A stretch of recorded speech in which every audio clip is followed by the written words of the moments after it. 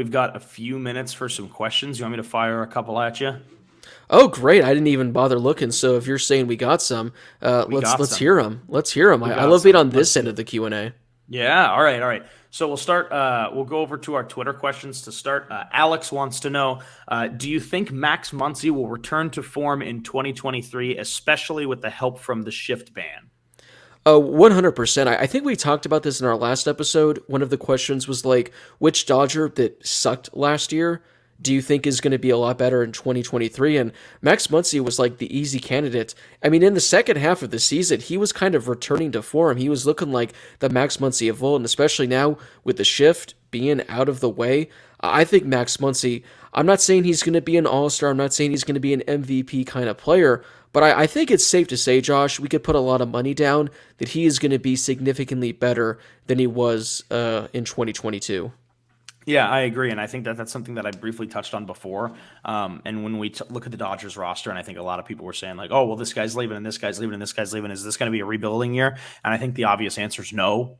And part of the reason why is because Max Muncy, as we talked about earlier this show, is an all-star just a few years removed, Yeah. and came through in some big moments last year for the Dodgers, put it together at certain parts, and had some really good stretches of the season. But yeah, for the most part, last year was obviously a down year, and it has been recently. But again, I think this could be a big year for him, and especially if you have that Yeah. shift ban, things could be a little bit more in his favor.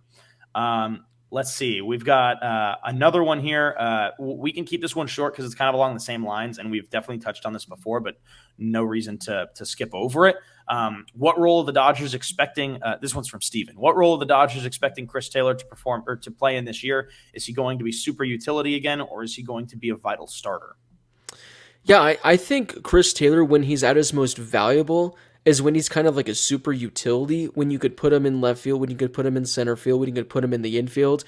Chris Taylor, it was his worst season with the Dodgers last year, but he dealt with, I think, numerous different injuries. It wasn't like one injury kept him out. I think he battled numerous injuries. So if he's able to stay healthy, I think he's going to go back to being that, Swiss Army knife kind of option for the Dodgers where you can place him anywhere, you can hit him anywhere in the batting order. Because, I mean, this is a guy, when he's right, he was an all-star just a couple years ago, and that wasn't a fluke. He deserved to be an all-star. So the fact that you have a guy like Chris Taylor who has shown he's capable of being an all-star caliber player and he's shown his value, I think, again, just like, with Max Muncy, I think he's going to have a bounce back season in 2023. Yeah, I think you're right. And again, like the same thing with Muncy is it's the same kind of impact where, he's only a year or two removed from being an all-star and from being one of the Dodgers' most important players. So I think that he's going to go back to kind of filling that role again this year. Horatio wants to know, how about grading our current roster, 1 to 10, 10 being the highest for hitting, defense, starting pitching, and bullpen. And again, you can go over kind of quickly since I guess we don't really know. Right. Also, yeah, I just quickly went to look, on Twitter and on Instagram, and I wasn't expecting this many questions, Josh. I thought we were getting ready Yeah. to wrap up the show, so I'm glad you actually went to check and to make sure we got to these questions because I always, because people bring up interesting points that we might not necessarily hit on every episode. So going back to the question, what was it grading our current roster 1 to 10, hitting, defense, starting, pitching, bullpen? I'd say right now, I think they're at about, there's no such thing as a 10. I don't think, any team is perfect. I'll say overall an 8. I think they could use, maybe one more bat on the bench to add just a little more depth. And their starting rotation, I think, is pretty solid, but I definitely think if there's another starter that emerges, it could definitely help. I say the bullpen's at 10 as of right now. I think that's the only thing that's perfect for the Dodgers. But overall, I mean, I saw some tweet yesterday. Someone replied to me saying, this is a team that's going to win 84 to 88 games. They'll be the second wild card. Like, people are going to be shocked when they win probably 95 to 100 games and exceed expectations. So I'll go 8, 8.5 overall as a team right now. Yeah, I completely agree. I'm gonna go. I'll go with like a 7.5 for both bats and for the rotation, with the possibility that they can be even better than that. We just don't really know right now. Again, I mean, we have some questions about the starting rotation, but at face value, looking at it, even when it's not at full strength, I look at it and think this could be very, very good. Like I think that you look at the Dodgers starting rotation and you think that if guys perform to like what they're capable of, they legitimately have a chance to be the best rotation in the division. Like they could Yeah. if guys perform. But yeah, I think the Dodgers starting rotation is perfectly fine. I think the lineup is perfectly fine. And I like what you said, the bullpen, I'm giving it a 10. I think the bullpen looks awesome going into the season. It was good last year. It was good the year before that. So we'll see what we get this upcoming season from the bullpen, but I like what I see so far. Combining our last Twitter question with an Instagram question, we've had a few questions about this. What are the chances that Diego makes the big league roster this season? Does that impact Will Smith at all, or does Will Smith impact that? And also, where does Bobby Miller fit into the mix in that same kind of situation? Yeah, this is going to be one that I'm sure is going to have Dodger Twitter just going absolutely nuts all season because Diego Cartaya is going to be putting up insane numbers down in the minors, but he still needs more time down there. He did, I think, get to as high A this past year, so he's probably going to start the season in Double A, has to play there, has to play in Triple A. If I were to guess, I only think Diego Cartaya sees big league action if it's in maybe August or September, if there's an injury to either Will Smith or Austin Barnes. But for the most part, the Dodgers aren't going to need him just yet. They're not going to want to carry a third catcher. So even though he's going to be putting up insane numbers and Dodger fans are going to be calling for him, I think 2024 is the more likely outcome. But like I said, if there's an injury, I think we see him in 2023. And what was the part you asked about Bobby Miller? Just will Bobby Miller also be in the mix for the Dodgers at the big league level? I think there's a better chance we see him earlier than Cartaya just because there is going to be an injury in the starting rotation. There is going to be someone that goes down and has to miss time.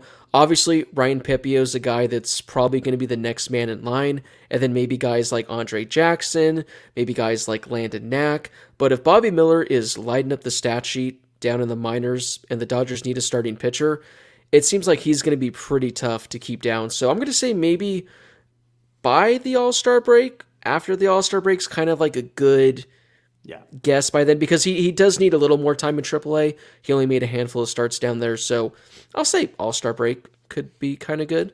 Yeah, I agree. Josh, how about this really quickly, though? I was going to say you've asked the questions. How about I turn it to you for some of the final questions that I'm looking at on Instagram right now? How about we flip the roles here? Sure. And this is a fun one that I want to get to first and foremost, and it was what number? This guy actually comes from Fight Guy 724. What number is Shohei going to wear next year once he's a member of the Dodgers? Now, Miguel Vargas did just change his number from 71 to 17. Yeah. So Shohei is going to have to ask Miguel Vargas for that number, which I don't think will be that hard of an ask. No, I don't think so either. I'm going to say 17, though. That's what I'm going to stick with. And no, Miguel Vargas should not be wearing number 71. So no, by all means, change the number. But we'll see if Shohei does come next year. I think 17 is the number, right? Yeah, probably. I think Miguel Vargas would give that up. We have another question from Fight Guy 724. Will Andrew Friedman give Julio the contract he deserves? And now Julio's a free agent at the end of this year. He's likely going to enter free agency because he has one Scott Boras as his agent. I certainly hope so. I really do, because I feel like these last couple of years the Dodgers have had big time options and have chosen to kind of let them go. So I certainly hope that if Julio has another good year, a year just at least similar to last year, I'd like to see how much the Dodgers would be willing to give him. And honestly, I hope they do. But obviously, if that impacts the Dodgers getting somebody like Shohei Ohtani, then that would be tough. But again, the Dodgers have had an offseason this year that could even kind of help them prepare for after this season as well. So I hope so, but we'll see. Yeah, I hope they're able to bring Julio back just because the impact he's had on this team, the fact that he is like a top 5 starting pitcher, I think, in all of baseball. And I think he's going to be I'm not going to say he's cheap, but I think whatever contract he signs is going to be somewhat less than what he actually deserves. Like, if we're being real, like, he deserves a contract from 250 to 300 million. If he has another good season, you can make the case he deserves 300 million, but he just doesn't seem like the kind of pitcher that would get that, and I don't think he does. I think he maybe gets above 200 million, but then again, his agent is Scott Boras. stranger things have happened. Josh, one final question, and this comes from Tux728. Agree or disagree, Mookie and Freddie will be top 5 MVP candidates all year. And then another part 2 is with Tony Gonsolin and Julio as Cy Young candidates. I'm not going to necessarily agree or disagree. I'm going to say likely versus unlikely. I've got a really good feeling about the first part of that question with Mookie and Freddie Freeman. So I'm going to say that one is likely. I feel like Freddie's probably got the higher chance just because I think he's a little bit more consistent at the plate. So I think that's likely. For the second one, I think Tony's going to be I'm going to say that this one's unlikely. And only really on 50% of it, because I really think that Tony is a good pitcher, and I think the Dodgers are going to rely on him a lot this year, similar to how they did last year. But I think if we're looking at a Cy Young candidate, I think that we're looking at Julio again. And look, if Julio is a Cy Young candidate this year, then that kind of solidifies what my last point was for the last question, and it's pay him. Because, again, Julio did not win the Cy Young this year, and I will argue that he should have. And he's been so good through his career, and I think that he's always something we talked about last season. He's always kind of been overlooked until points last year where he was better than Kershaw. Kershaw missed some time, and Walker Buehler was out. And finally, Julio was pretty much the number one for the Dodgers, and of course, Tyler Anderson was good, and Tony Gonsolin was good, and whatever. You had really good pitching from your starting rotation, and anyone who was out there for you. But last year, Julio really was the biggest name on the Dodgers rotation for a good portion of last season. He should have won the Cy Young, we look back at his numbers from past years, and he's been really good throughout his career with the Dodgers so far. So if he has another season like that, pay him. And also, I think that he is primed for another really good season. Tony, I think the Dodgers will rely on him. I just don't think it's going to be exactly the way it went last year. Yeah. Both Mookie and Freddie were kind of in the top 5 discussion all last season, and I think they'll be in the discussion again this year. Same with Julio, like you said. He's one of the better pitchers. I think he'll be in discussion. Josh, one final thing, and this is absolutely insane to me. So Tony Gonsolin, we know how good he was this past season for the Dodgers. 16-1, 2.14 ERA, a whip of 0.87, ERA plus of 196. Maybe I just didn't pay much attention after I saw Julio finished, I think, 3rd in Cy Young voting, I want to say. Well, let me see if it was really quickly. Yeah, he finished 3rd in Cy Young voting. Tony Gonsolin didn't receive a vote for the Cy Young at all. He didn't get any Cy Young votes, and I don't know, not that he needed a first place vote or a second place vote, but how does he not get one single vote with the season he put up last? I didn't realize that, and that's insane to me. Yeah, it's and I think it's just the name. He's just not the flashy name. Like, I'm looking at this right now.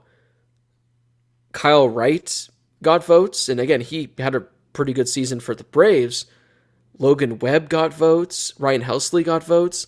I mean, among all the players that, got Cy Young votes, Josh, let's see, there were 12 players. 12 players in the National League got Cy Young votes.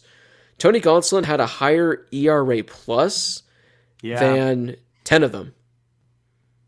So, I don't know. That just seems crazy to me. Like, he had a better ERA plus than... He sustained it. He sustained it all season, though. Like, he was 16-1. He was 16-1. His ERA was at 2.14. His ERA plus was 196. And his strikeouts per 9 innings were 8. 8.2, and was an all-star. But still, like, I'm blown away that he didn't receive a single vote. That's just insane to me. Because again, he had a higher ERA plus than Julio. He just technically didn't qualify for the number of innings to win the title, but that's insane. Yeah, but he says exactly maybe he doesn't have the innings, but 130 innings where he sustained that all season long is worth something. He would have won the ERA title had he had qualified for innings, because Julio won the ERA title with a 2.16 ERA, and Tony Gonsolin had a 2.14 ERA. 2.04, Again, yeah. I get that Julio, pitched 35 more innings, but what are we doing, man? How do I we like get a how vote, Josh? we've just taken these takes from past seasons and just argued about them today. Like David Peralta should have been an all-star in 2018 when he was with the Diamondbacks. And now we're Right. like, Tony Gonsolin should have got one Cy Young vote. This is ridiculous. Cy Young voters, what are we doing here? Like, come on. Like Logan Webb, Kyle Wright. Like, I know I'm pretty sure Kyle Wright, the reason why he was so, brought up was because he won 21 games. But, like, a 3.19 ERA, 3.58 FIP, 1.16 WHIP, and this guy's finishing top 10 in Cy Young voting. Like, voters, they don't know ball. I'm going to leave it at that.